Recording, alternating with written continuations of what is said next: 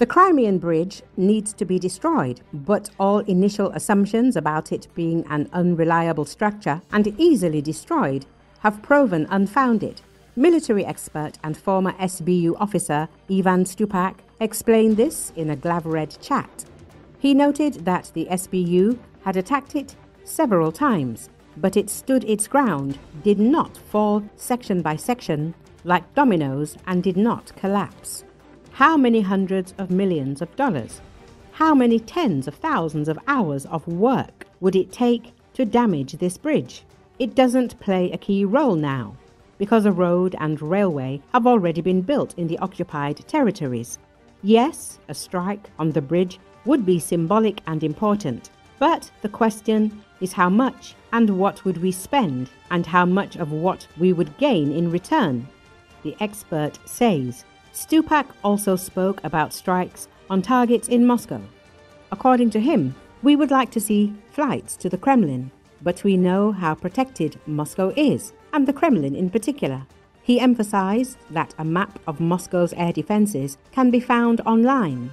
Everything is covered by 3 layers of air defense. Breaking through will be extremely difficult, but possible. However, Russians only respect one book, the Criminal Code of the Russian Federation. Even if drones explode overhead and all the glass cladding in Moscow City crumbles, they won't say anything. They won't protest. That's because their favorite book contains an article against discrediting the Russian armed forces, spreading fake news, and so on. No one wants to go to jail, so none of this will have much of an impact on Moscow, the expert notes.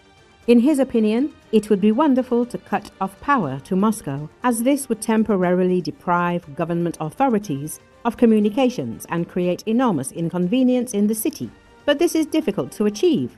Military analyst, war veteran and retired Ukrainian Armed Forces Major Oleksiy Getman believes Ukraine should target the Kremlin and Ostankino because they are decision-making centers and military installations. He notes that to exert emotional pressure on Russian society, it is necessary to strike large cities, or more precisely, the military installations located in them, as well as significant locations.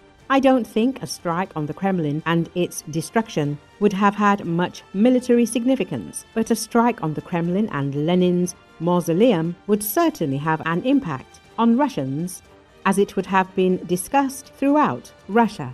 As it is, we've destroyed almost half of the country's oil refineries, but Russians don't care. Something's burning and blazing somewhere, and there's almost no talk about it within Russia. But if Ostankino had fallen, or a missile had hit a street in Moscow, Russians would have talked a lot about it.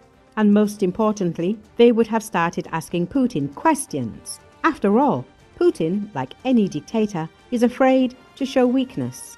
The harsher a leader treats the people in Russia, the more they love him. Putin is a maniac and a sadist, but for some reason, it's precisely such people that are loved in Russia and are ready to kiss their boots. But at the slightest sign of weakness, Russians immediately tear him down. In Russia, cruel people are loved because if he beats you, it means he loves you, the analyst says.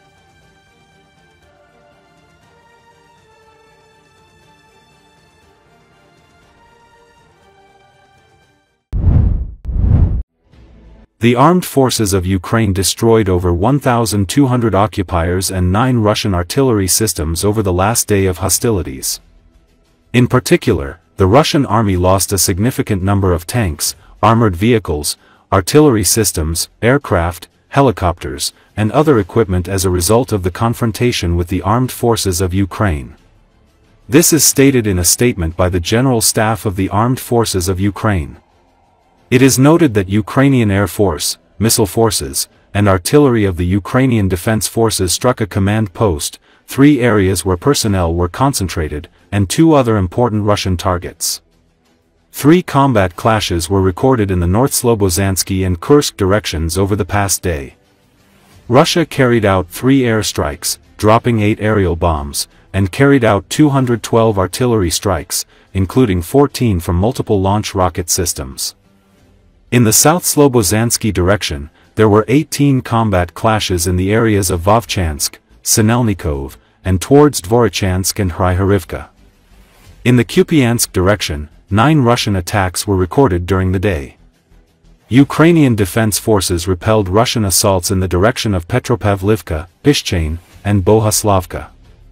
In the Lyman direction, Russia attacked 32 times, trying to advance in the areas of the settlements of Rydkadub, Kharkivka, Karpivka, Zarikn, Novoselivka, and in the directions of the settlements of Novy Mir, Hluschenkov, Novoserhivka, Stavki, Drobyshiv, Korovin Yar, and Lyman.